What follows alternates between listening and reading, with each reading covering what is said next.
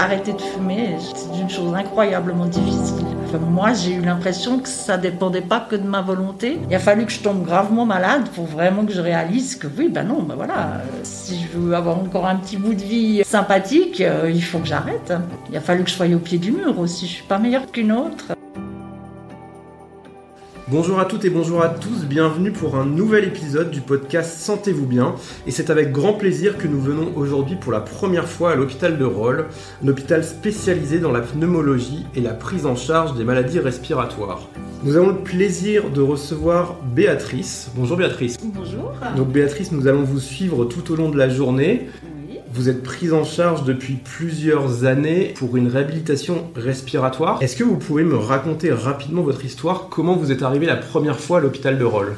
Alors, la première fois que je suis arrivée à Rolle, c'était en 2013, il y a 10 ans. Suite à un amaigrissement anormal, un diagnostic de BPCO, je suis venue ici faire 3 semaines de réhabilitation. Ça m'a très bien réussi, sauf que j'étais une grande fumeuse et que je n'ai pas saisi l'opportunité. J'ai pas compris que je pouvais améliorer ma condition physique en arrêtant de fumer. Donc, j'ai continué de fumer et en 2020, j'ai fait une grosse casse. J'étais très mal.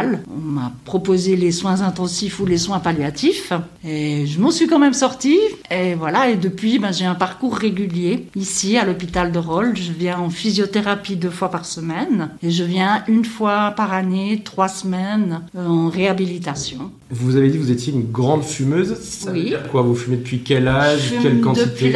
J'ai fumé depuis l'âge de 14 ans. J'ai très vite fumé un paquet, puis 2. J'ai eu une période où j'en fumais 3. Depuis 2013, j'ai quand même nettement diminué ma consommation, qui a baissé à moins d'1 paquet par jour, mais je fumais toujours, ce qui a entretenu la maladie.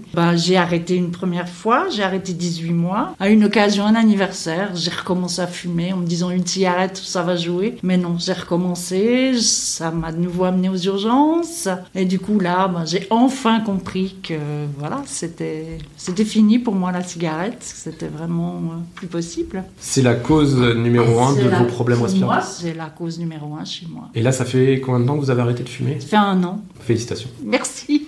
C'est dur, mais c'est faisable, c'est possible. Nous aurons la chance aujourd'hui également d'être accompagnés du docteur Rodrigo Manzoni pour nous apporter également son éclairage médical. Bonjour docteur. Bonjour.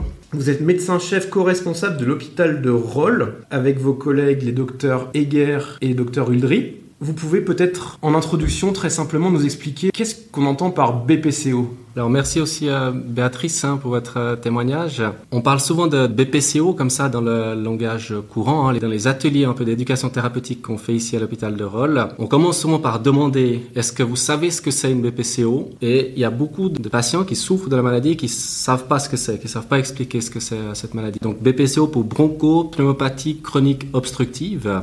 La définition même du sigle, on voit que ça atteint les bronches, les poumons. C'est une affection, disons, chronique des voies respiratoires. On arrive, disons, à 7 à 9% de la population adulte qui souffre de cette maladie. Qui souffre régulièrement, qui va souffrir au moins une fois dans sa vie? Donc, qui souffre actuellement. Si on regarde au niveau mondial, on est à plus de 200 millions de personnes qui souffrent de BPCO. Donc, c'est quelque chose de très fréquent. Souvent, dans la population, peut-être, on connaît plus l'asthme, qui atteint les voies respiratoires aussi. L'asthme est quelque chose qu'on arrive, disons, à avoir qu'on ait des fonctions pulmonaires qui soient normales. Et la BPCO, on n'arrive pas, disons, à normaliser le flux d'air dans les bronches. Donc on reste avec une maladie chronique, avec un syndrome obstructif qu'on voit au niveau des fonctions pulmonaires. L'air qu'on respire, donc il passe par le nez, la bouche, les voies respiratoires supérieures, donc la trachée. Ensuite, on a les bronches. Et puis tout à la fin des bronches, ce qu'on appelle les alvéoles. Puis dans les alvéoles a lieu l'échange d'oxygène, donc l'oxygène gaz carbonique avec le sang. Et puis la BPCO, elle va faire une atteinte au niveau des bronches, sous forme de bronchite chronique, d'inflammation en fait des bronches. On aura une hypersécrétion, un rétrécissement aussi des voies respiratoires. Tout ça qui va être caractérisé par des symptômes, de la toux, des crachats, des glaires fréquents. Et puis si on fait des fonctions pulmonaires, on verra ce qu'on appelle un syndrome obstructif, donc le flux d'air qui est ralenti au niveau des bronches. Et puis on a aussi ce qu'on appelle de l'emphysème, qui est une atteinte plus distale, donc comme on disait, donc il y a les bronches, ensuite les alvéoles. Donc là on atteint vraiment le tissu pulmonaire qui participe aux échanges gazeux. Donc vraiment les alvéoles, puis là on a une destruction de ces alvéoles, faire qu'après on a un élargissement en fait anormal de ces alvéoles, et puis le poumon aura de la peine à faire son travail travail qui est d'oxygéner le sang et d'éliminer le gaz carbonique. Quelles sont les causes principales de la BPCO? On parle de l'expérience de Béatrice par rapport au tabac. Est-ce que là aussi c'est le tabac qui est la cause principale ou il y en a d'autres? Alors, le tabac reste la principale cause, surtout dans nos pays, en fait. C'est vrai que dans les pays en voie de développement, on a tout ce qui est un peu biomasse chez les personnes qui peuvent, par exemple, se chauffer dans la cuisine, faire la cuisine au feu de bois, comme ça. Donc, on est exposé, disons, à cette fumée ou la poussière, la pollution.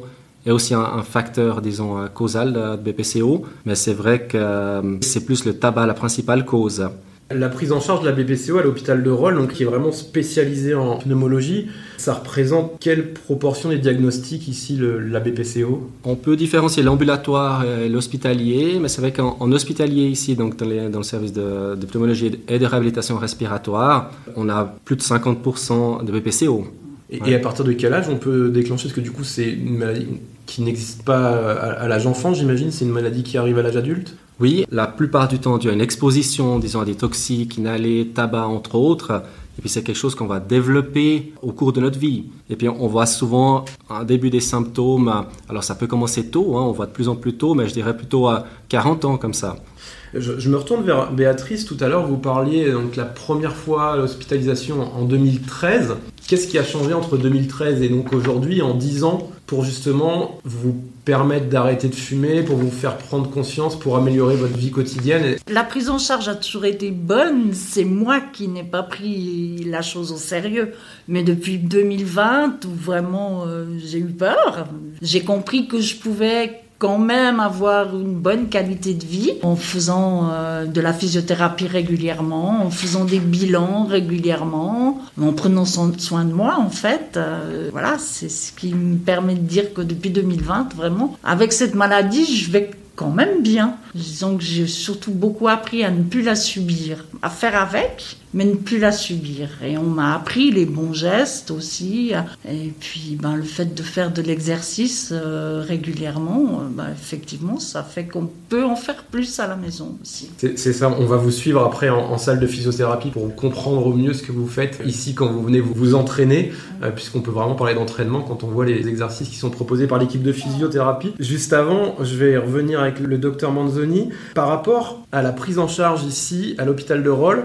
Oui. Donc on a une prise en charge sur une durée de 2 à 3 semaines quand on parle d'hospitalisation, et il y a également un autre type de prise en charge qui est plutôt la prise en charge ambulatoire. Oui. Est-ce que vous pouvez un petit peu nous détailler les deux types et en fait à quoi elles correspondent? La prise en charge ambulatoire, c'est une prise en charge que tout médecin généraliste, pneumologue aussi fait disons des patients qui souffrent de maladies respiratoires. Donc ça, c'est le suivi régulier des patients et patientes qui ont cette problématique. Et puis du côté ici hospitalier, ce qu'on fait, c'est de la réhabilitation respiratoire.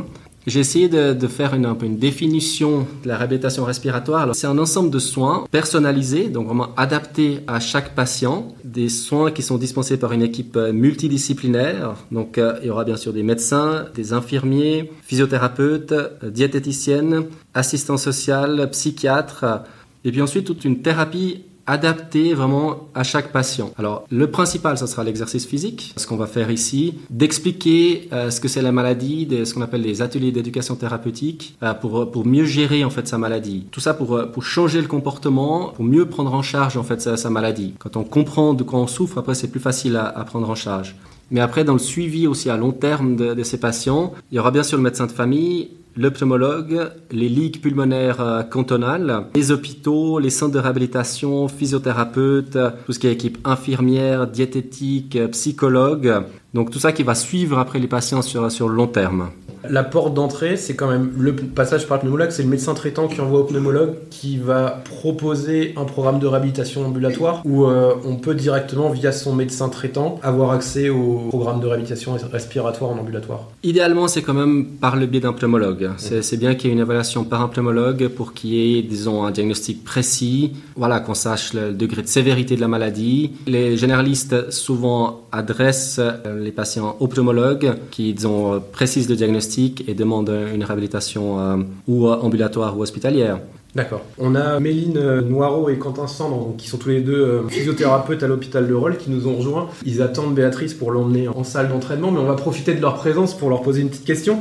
Justement, une fois que Béatrice ou n'importe quel patient est adressé pour un programme de réentraînement à l'effort, ça se passe comment, vous, le premier jour, la première séance de prise en charge? Qu'est-ce que vous faites avec cette patiente? Vous faites un bilan, vous l'évaluez, comment vous procédez? Tout à fait, donc que ça soit en hospitalier ou en ambulatoire, suite à la prescription médicale, on va rencontrer le patient, on va faire une anamnèse pour apprendre à le connaître un petit peu. On va lui poser quelques questions qui vont nous permettre d'orienter un petit peu notre prise en charge. Et puis suite à ces questions, on va réaliser un test de marche de 6 minutes qui va nous permettre de connaître les capacités physiques de notre patient. Ce test est réalisé dans notre salle de physiothérapie. Et puis en parallèle, on va évaluer la force musculaire des membres inférieurs parce qu'on sait que c'est une notion très importante chez nos patients. Un déconditionnement physique des quadriceps augmente la mortalité. On évalue nos patients pour connaître un maximum leurs conditions physiques, leurs capacités, pour ensuite les attribuer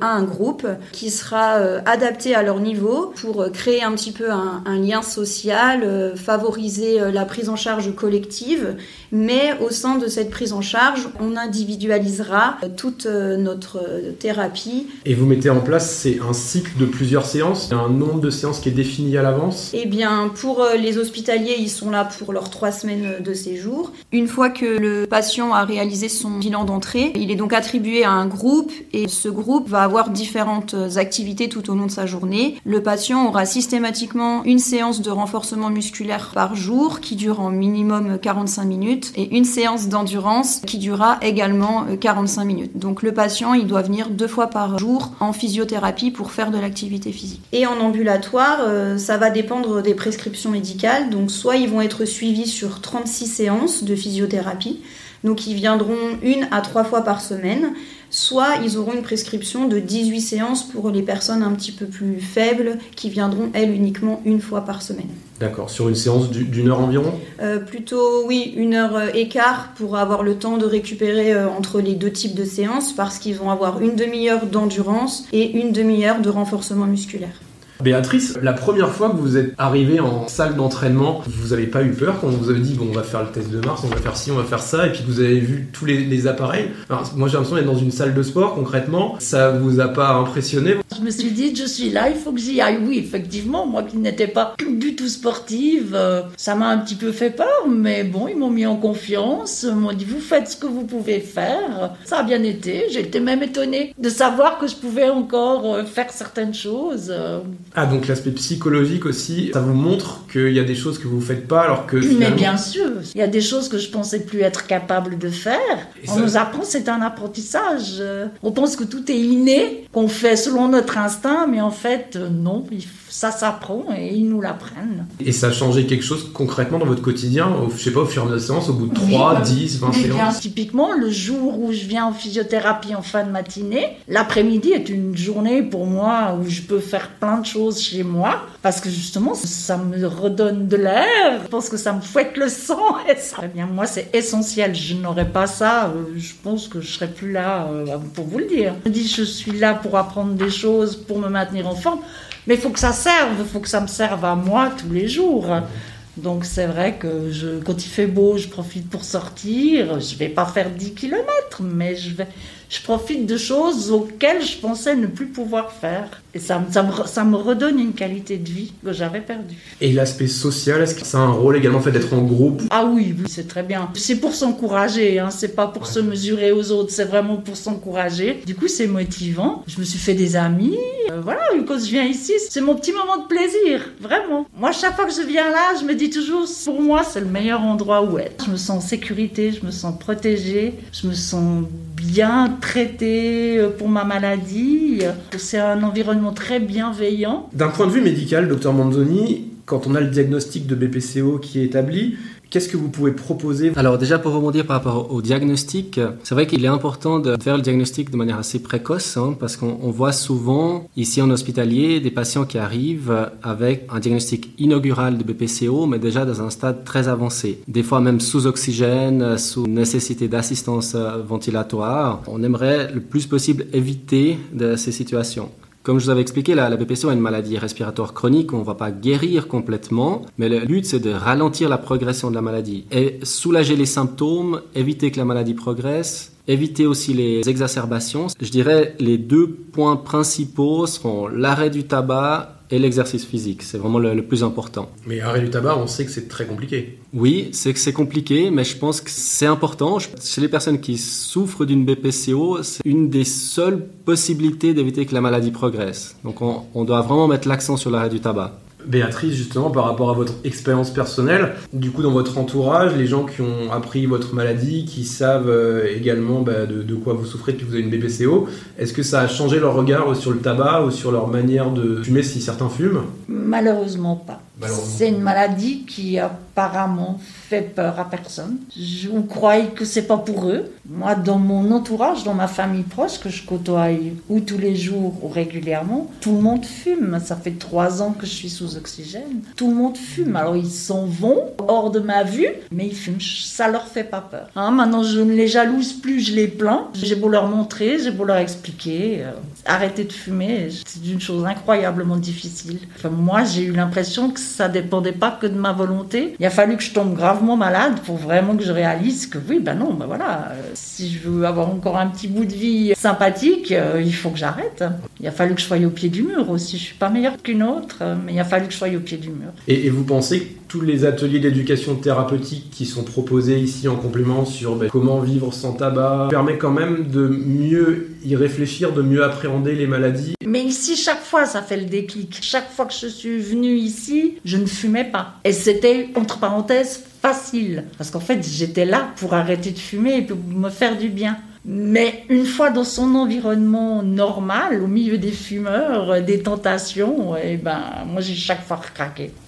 Quand on entend le témoignage de Béatrice par rapport aux difficultés justement de l'arrêt du tabac, peut-être que quand elle va arriver, elle va vous dire en fait j'ai craqué, ou des patients refument ou n'ont pas toujours des nouvelles très positives. Vous, votre état d'esprit tous les jours, il doit être de délivrer un message positif et entraînant auprès de la patientèle. On va essayer de les encourager à se prendre en charge, que ce soit, comme on disait, sur l'activité physique, parce qu'aujourd'hui on sait que ce qui est le plus prouvé scientifiquement pour se maintenir en forme au niveau respiratoire, c'est l'activité physique, mais il faut aussi qu'on écoute les besoins du patient, les demandes du patient. Ce qu'il faut bien comprendre, c'est que nous ici, on est un peu entre guillemets des guides, c'est-à-dire qu'on a les connaissances nous permettant de dire que telle ou telle prise en charge va favoriser l'amélioration du patient, mais il faut que le patient soit acteur de sa prise en charge. Nous, on doit lui faire comprendre ce qu'on peut faire pour l'aider, ce qu'il doit faire au quotidien, mais en effet, il faut qu'il soit acteur de sa prise en charge. Donc nous, on a tout intérêt à être bienveillant et puis à accompagner le patient. Le côté psychologique et le fait de faire comprendre qu'on est là, qu'on